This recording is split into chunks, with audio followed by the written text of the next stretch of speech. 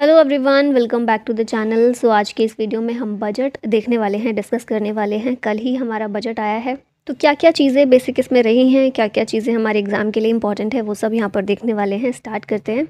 तो हमारी finance minister Nirmala Sitharaman ji के द्वारा 1 फरवरी यानी कल के दिन बजट पेश किया गया है। इनके द्वारा पेश किया जाने वाला ये 6th बजट है। ये एक इंटरिम बजट था। जनरल इलेक्शन हमारे होने वाले हैं, तो उससे पहले फुल फ्लेज्ड बजट नहीं आ रहा है, क्योंकि सरकार चेंज होगी बाद में। मतलब अगर यही सरकार बनती है इसी पार्टी की, तब भी नया एक उसका टर्म स्टार्ट हो जाएगा, तो इसलिए इंटरिम बजट लाया जाता है जनरल इलेक्शन से पहले। ठीक है। और एक होता है एप्रोप्रिएशन बिल। कल मैंने जो डेफिनेशन आपको बताई थी वो एप्रोप्रिएशन बिल की थी। फाइनेंशियल ईयर शुरू होने से पहले कंसोलिडेटेड फंड ऑफ इंडिया से जो भी पैसे निकालने होते हैं, उसकी परमिशन के लिए एप्रोप्रिएशन बिल को पास किया जाता है। ठीक है। इंटरिम बजट जो है ये जनरल इलेक्शन से पहले लाया जाता है, क्योंकि अब जो नई सरकार बनेगी वो अब अपना बजट पेश करेगी।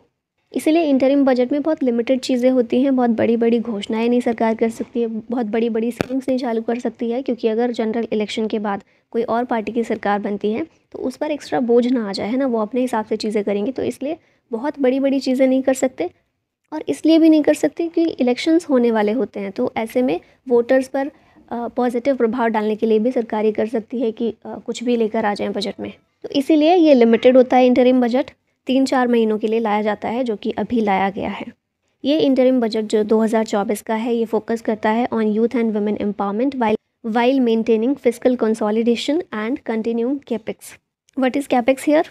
ये शॉर्ट टर्म है कैपिटल एक्सपेंडिचर की। ठीक है। इस रूप में भी इसको बोला जाता है कैपिटल एक्सपेंडिचर। जो लॉन्ग टर्म का हमारा खर्च होता है सरकार का, लॉन्ग टर्म एक्सपेंडिचर, उसको बोलते हैं कैपिटल एक्सपेंडिचर।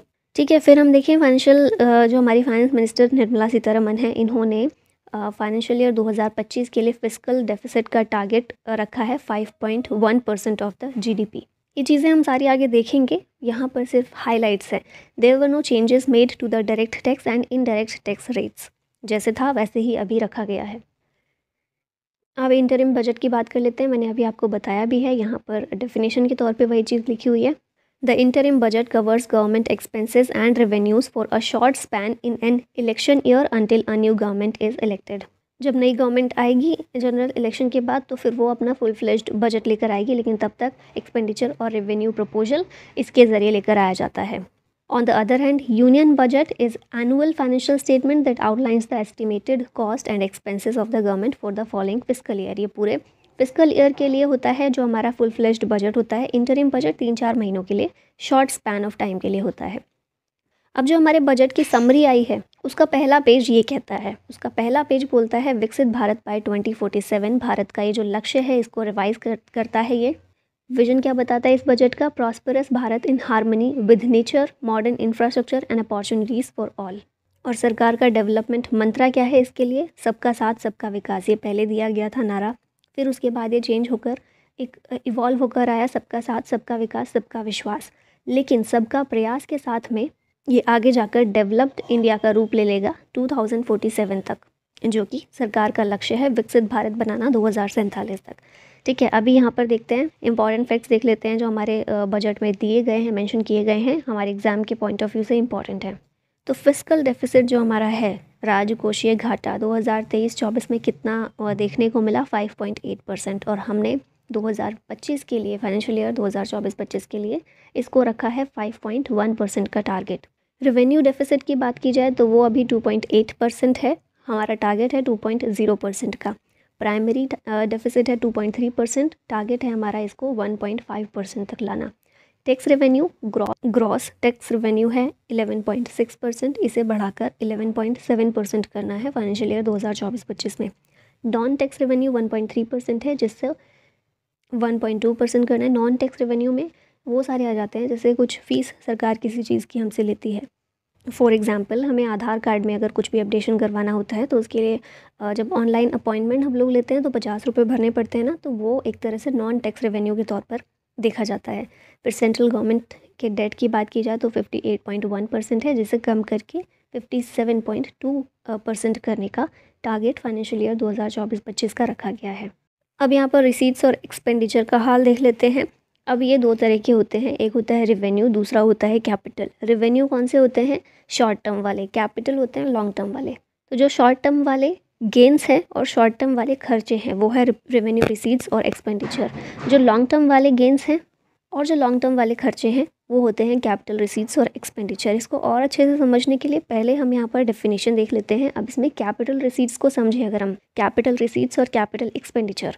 तो रिसीट्स में क्या है, ऐसे रिसीट्स जो कि या तो सरकार की लायबिलिटी सरकार के लिए क्रिएट करते हैं या फिर गवर्नमेंट के एसेट को कम करने का काम करते हैं, उन्हें कहते हैं कैपिटल रिसीट्स।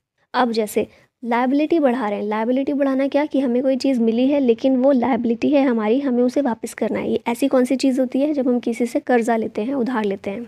तो सरकार जब भी कोई लोन लेती है, किसी कंट्री से ले रही है, वर्ल्ड बैंक से ले रही है, IMF से ले रही है या फिर ADB से ले, किसी से भी लोन सरकार अगर ले रही है तो उससे क्या हो रहा है, सरकार की लायबिलिटी क्रिएट हो रही है कि वो लोन वापस करना है सरकार को एक टाइम के बाद।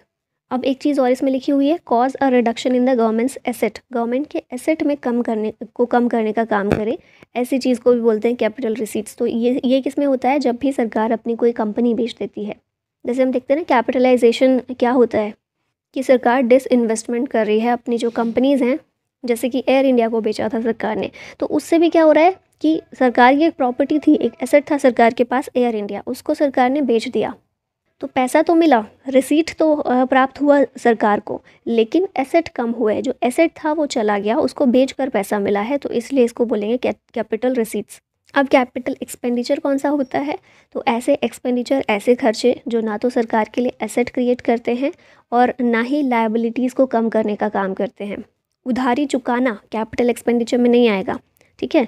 जैसे हमने उधार लिया तो क्या हुआ, लायबिलिटी बन गई, तो कैपिटल रिसीट है, लेकिन उस उधारी को चुकाना ये कैपिटल एक्सपेंडिचर नहीं। कैपिटल एक्सपेंडिचर होता है लॉन्ग टर्म में, हम जो लॉन्ग टर्म का सोच कर जो खर्चे करते हैं, जैसे कि हमारे यहाँ पर हम जितना भी इंफ्रास्ट्रक्चर पर खर्च कर रहे हैं वो सारा कैपिटल एक्सपेंडिचर है। तो ये एक्सपेंडिचर अच्छा होता है, लॉन्ग टर्म के लिए हम खर्च करते हैं, तो इसमें गेंस जो हमें मिलते हैं ना, फ़ायदे मिलते हैं, लॉन्ग टर्म के मिलते हैं। जैसे डैम्स और स्टील प्लांट्स का कंस्ट्रक्शन करना, investment in shares, loans and advances by central government to state and union territory governments, public sector undertakings और अदर एंटिटीज़ क्रिएट करना भी सरकार के लिए कैपिटल एक्सपेंडिचर होता है। वहीं हम जब रेवेन्यू रिसीट और रेवेन्यू एक्सपेंडिचर की बात करें तो रेवेन्यू रिसीट ऐसे होते हैं जो ना तो सरकार की लायबिलिटी बढ़ाते हैं और ना एसेट कम करते हैं। मतलब जैसे टैक्स, डायरेक्ट और इनडायरेक्ट टैक्स सरकार लेती है, तो इससे क्या हो रहा है, टैक्स के ज़रिए सरकार के एसेट बढ़ते हैं, कोई से नहीं। क्या सरकार के ऊपर कोई लायबिलिटी आती है, नहीं आती है ना। ऐसा नहीं है कि टैक्स लिया है तो वापस करना है सरकार को, लोगों को। लोन में ये होता है कि लोन लिया है सरकार ने तो वापस करना है, टैक्स में तो ऐसा नहीं होता। तो ये होता है रेवेन्यू रिसीट। इसी तरह से रेवेन्यू एक्सपेंडिचर कौन से होते हैं, ऐसे सारे एक्सपेंडिचर जो सरकार के, जिन्हें खर्च करने से सरकार को कुछ वापस नहीं मिलेगा। जैसे कि जो लोन लिया था, कैपिटल रिसीट में हम लोन लेते हैं ना, तो लोन जो लिया था उसको वापस कर देना, लोन वापस करने से कुछ मिलेगा तो नहीं, तो ये रेवेन्यू एक्सपेंडिचर में आ जाएगा। इसके अलावा जो पेंशन देती है सरकार, जो स्कीम्स पर खर्च करती है, जो सैलरीज दी जाती हैं एम्प्लॉयज़ को, ये सारी चीज़ें आ जाती हैं रेवेन्यू एक्सपेंडिचर में। अब रेवेन्यू रिसीट्स देखिए यहाँ पर लगातार थोड़ा थोड़ा करके बढ़ रहा है। रेवेन्यू रिसीट्स बढ़ना अच्छा होगा या नहीं होगा, तो रेवेन्यू रिसीट्स क्या है, मैंने बताया टैक्स जो है वो रेवेन्यू रिसीट्स है। तो ये बढ़ना अच्छा होता है क्योंकि हम जितना ज़्यादा टैक्स पे करेंगे उतना ज़्यादा सरकार को कमाई होगी और फिर उतना ज़्यादा ही सरकार पब्लिक वेलफेयर स्कीम्स पर खर्च कर सकेगी। तो इसलिए ये बढ़ना ठीक है। और ये बढ़ने का एक मतलब ये भी हो जाता है कि जो देश है ना वो तरक्की कर रहा है, लोगों की आय बढ़ रही है धीरे धीरे, इस वजह से सरकार के पास टैक्स ज़्यादा आ रहा है। तो ये हम देख रहे हैं पिछले कुछ समय में बढ़ रहा है। फिर आ जाता है कैपिटल रिसीट्स, ये हमारा कम हो रहा है। रेवेन्यू एक्सपेंडिचर बढ़ रहा है और ये बहुत बढ़ रहा है, ये बढ़ना अच्छा नहीं होता है, ठीक है। ये खतरे की निशानी है एक तरह से। रेवेन्यू एक्सपेंडिचर मैंने क्या बताया था कि हम ज़्यादातर पैसा अपना, या तो हमने जो लोन लिया है उसको चुकाने में लगा दे रहे हैं या उसके ब्याज भरने में लगा दे रहे हैं, या फिर ज़्यादातर पैसा हम जो भी हमारे पास पैसा है उसको लोगों को पेंशन देने में, स्कीम्स पर खर्च करने में, या फिर सैलरीज अलाउंसेस देने में खर्च कर दे रहे हैं। तो इससे क्या हो रहा है, अब सैलरी चली गई, पेंशन चली गई, स्कीम्स पर खर्च कर दिया, लेकिन उससे वापस नहीं मिलता ना, उससे कमाई नहीं होती है सरकार की। तो इसलिए नेगेटिव होता है बहुत ज़्यादा। रेवेन्यू एक्सपेंडिचर बहुत ज़्यादा नहीं होना चाहिए। कैपिटल एक्सपेंडिचर जितना ज़्यादा हो चलेगा, क्योंकि इसमें क्या हो रहा है, खर्चा तो इसमें भी हो रहा है लेकिन सारा इंफ्रास्ट्रक्चर बन रहा है। ऐसी जगह पैसा खर्च हो रहा है जहाँ पर फ्यूचर में जाकर उससे वापस मिलने की उम्मीद है। रोड्स बनाए जा रहे हैं, प्लांट्स, स्टील प्लांट्स बन रहे हैं, हाईवेज़ बन रहे हैं, तो उससे वापस मिलेगा ना, इकॉनमी को उससे फ़ायदा है। लेकिन सैलरीज, पेंशन्स देने में इकॉनमी को बहुत ज़्यादा फ़ायदा नहीं होगा।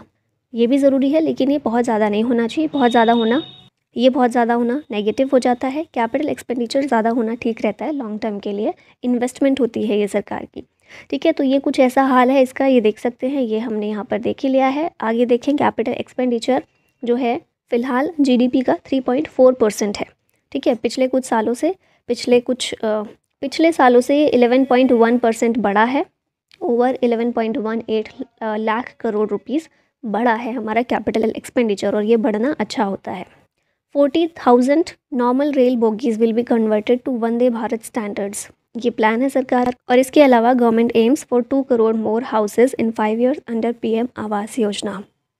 अब हमारे इस इंटरिम बजट के मैक्रो इकोनॉमिक टेकअवेज क्या हैं, इनको देख लेते हैं। मैक्रो इकोनॉमिक क्या होता है? बड़े लेवल पे। माइक्रो इकोनॉमिक होता है छोटे स्तर पर, जब हम आंकड़ों का एनालिसिस करते हैं।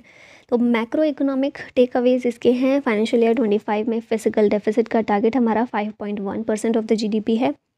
फाइनेंशियल ईयर 24 में फिजिकल डेफिसिट 5.8% देखा गया था, और सरकार का लक्ष्य है कि फाइनेंशियल ईयर 2026 तक सरकार को फिजिकल डेफिसिट को 4.5% से कम करना है।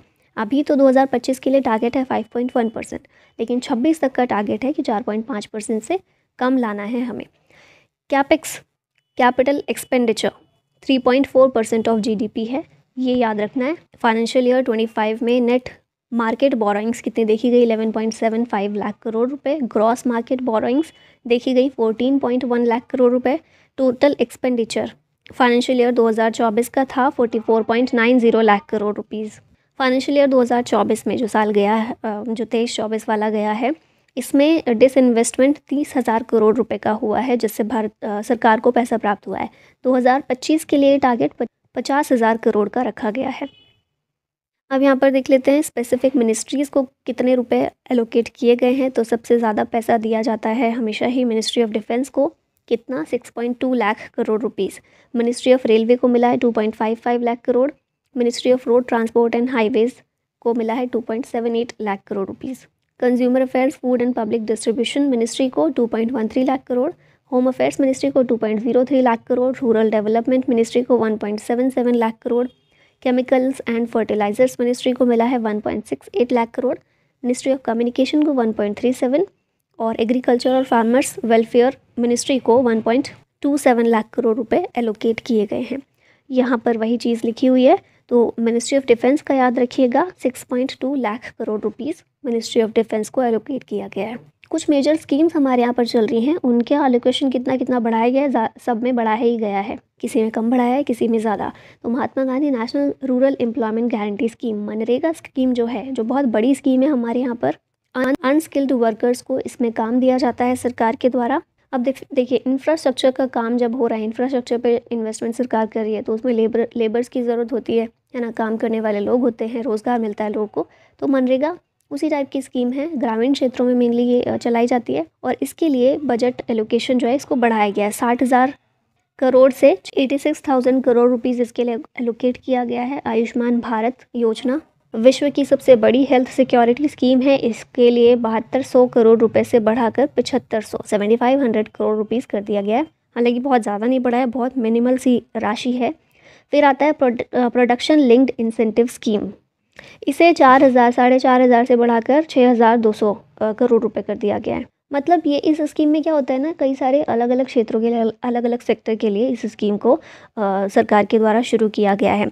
तो इसमें प्रोडक्शन बढ़ाने के लिए, अगर कोई मान लीजिए किसी भी प्रोडक्ट की 100 यूनिट का प्रोडक्शन कोई करता था, उसको बढ़ाकर 150 करना है, तो ये जो 50 उसको बढ़ानी है ना, इसके लिए सरकार इंसेंटिव देने का काम करती है। फिर आता है modified programme for development of semiconductors and display manufacturing ecosystem. अभी हम देख रहे हैं सेमीकंडक्टर प्रोडक्शन पर सरकार बहुत फोकस कर रही है, प्लांट भी हमारे यहाँ पर लगाया गया है।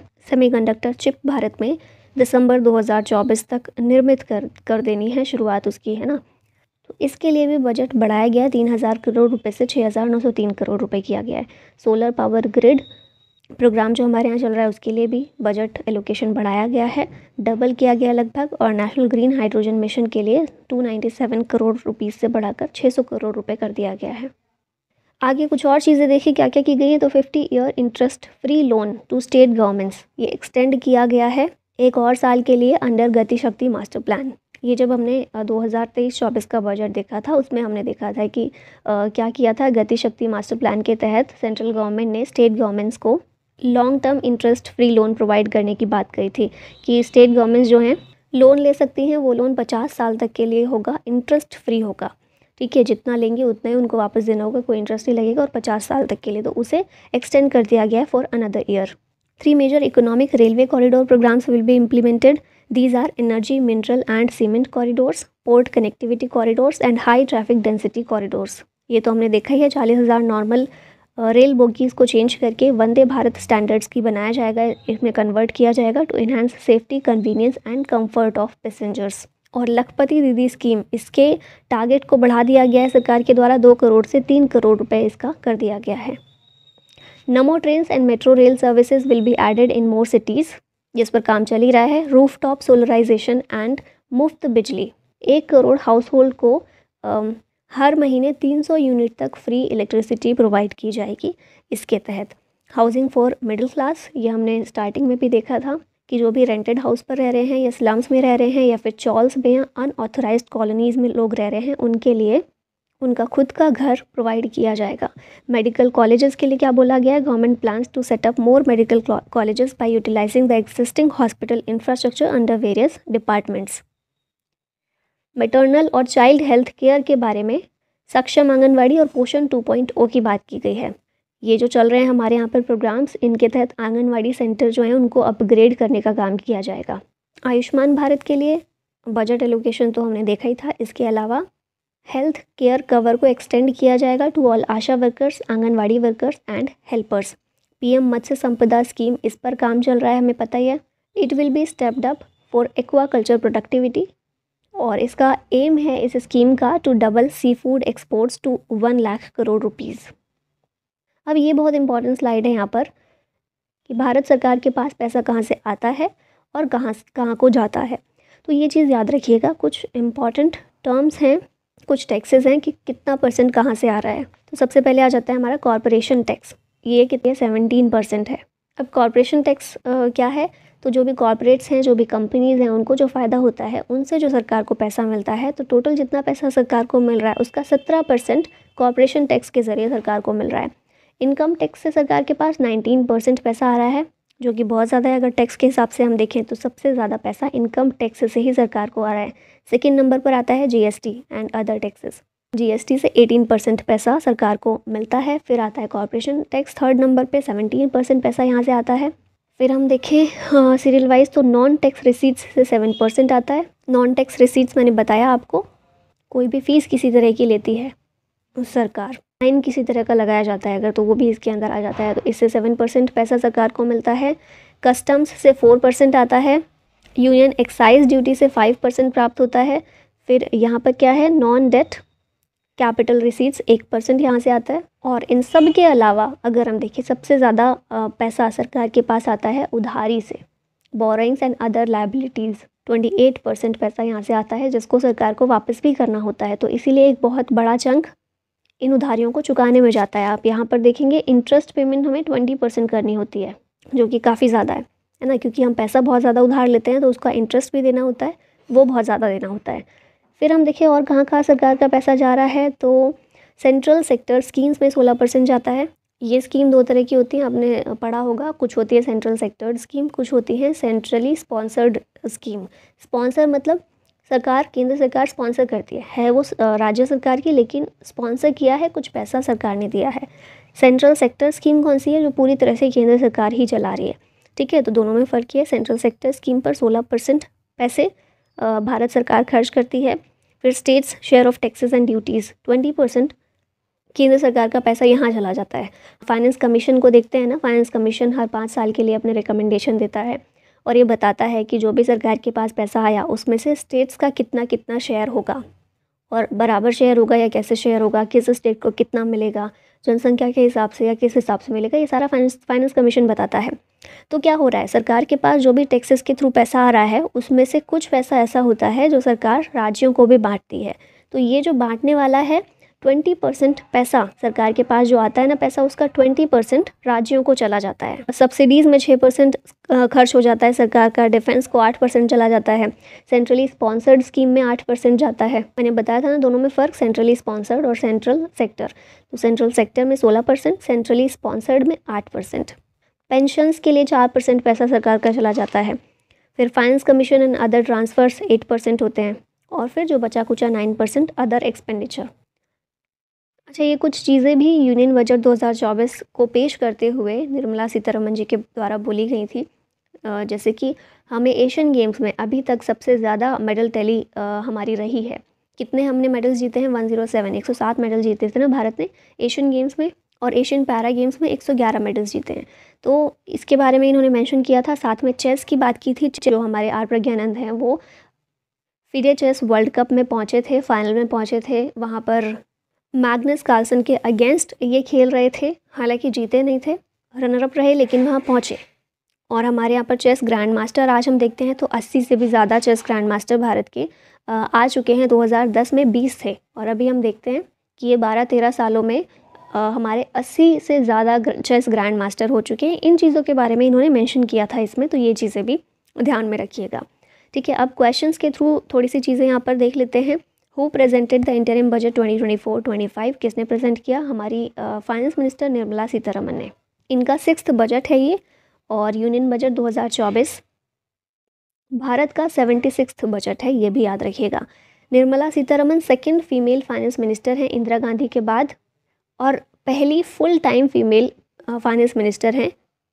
इनके द्वारा पिछले 6 बार से ये बजट पेश किया जा रहा है, और कर्नाटका से राज्यसभा मेंबर हैं ये।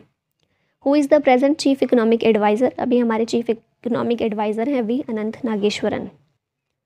नेक्स्ट क्वेश्चन है, how many new houses will be built under the Pradhan Mantri Awas योजना? स्टार्टिंग में हमने देखा था 2 करोड़ नए घर बनाए जाएंगे प्रधानमंत्री आवास योजना के तहत। इसके लिए हमारी फाइनेंस मिनिस्टर के द्वारा बोला गया था, we are close to achieving the target of 3 crore under the rural housing scheme. Budget estimation इसके लिए 80,671 करोड़ रुपए किया गया है। इस मिशन को 25 जून 2015 में लॉन्च किया गया था। How many normal rail bogies will be converted to Vande Bharat standards? तो ये हैं 40,000 बोगीज़ जिनको कन्वर्ट किया जाएगा वंदे भारत स्टैंडर्ड के तौर पर। What is the total estimated expenditure in the union budget for the financial year 2024-25? ये है 47,65,768 करोड़ रुपीज़ हमारा एस्टिमेटेड एक्सपेंडिचर। ठीक है, 47.65 lakh crore. How much is the total capital expenditure in the budget 2024-25? Capital expenditure याद रखना आसान है, 11,11,111 करोड़ या फिर 11.11 लाख करोड़। टोटल एक्सपेंडिचर है 47.65, और इसमें टोटल में देखिए दोनों आ जाते हैं। मैंने बताया था ना, रेवेन्यू भी कैपिटल भी। टोटल एक्सपेंडिचर है इतना, इसमें कैपिटल एक्सपेंडिचर आ जाता है 11.11 lakh crore rupees. What is the percentage increase in effective capital expenditure in budget 2024-25 over the revised estimates for 2023-24? मतलब 2023-24 में हमने जो अनुमान किया था, जो हमने एस्टिमेट लगाया था, उसके कंपैरिजन में अगर हम देखें तो कितनी बढ़ोतरी हुई है इफ़ेक्टिव कैपिटल एक्सपेंडिचर में? तो ये 17.7% की बढ़ोतरी इसमें देखी गई है। Which category accounts for the highest expenditure in the budget for 2024-25? सबसे ज़्यादा खर्च कहाँ पर होगा 2024-25 में? तो इंटरेस्ट के लिए हम सबसे ज़्यादा खर्च करते हैं, ये तो पीछे हमने देखा ही था। और इंटरेस्ट पेमेंट के लिए 11,90,440 करोड़ रुपए एलोकेट किए गए हैं। Managing interest payments remains a critical component of fiscal planning. Which sector receives the highest allocation in the budget for 2024-25? तो ये हमें पता है डिफेंस सेक्टर है, ऑप्शन डी करेक्ट है। डिफेंस मिनिस्ट्री को 6.1 लाख करोड़ रुपए का एलोकेशन दिया गया है, हाईएस्ट एलोकेशन है ये। और डिफेंस मिनिस्टर अभी हमारे राजनाथ सिंह हैं। What is the budget estimate for the MNREGA in the fiscal year 2024-25? MNREGA के लिए पैसे कितने एलोकेट किए गए? 86,000 करोड़ रुपीज़। यहाँ कुछ और एडिशनल चीज़ें रह जाती हैं। Government has allocated 2,069 crore rupees amount for the scheme for Bhutan in the proposed budget. और नेपाल के लिए 700 करोड़ रुपए का अमाउंट गवर्नमेंट के द्वारा एलोकेट किया गया in the proposed budget, emphasising the ongoing support and collaboration between India and Nepal. तो भूटान और नेपाल हमारे पड़ोसी देश, उनकी हेल्प करने के लिए हमने ये पैसे एलोकेट किए हैं। लास्ट में एक क्वेश्चन है आप लोगों के लिए, which finance minister of India has presented the budget maximum number of times? Jawaharlal Nehru, Indira Gandhi, Morarji Desai या फिर प्रणब मुखर्जी? आंसर बताइएगा इसका कमेंट में। और इसी के साथ वीडियो का होता है and. Thank you so much for watching. जय हिंद।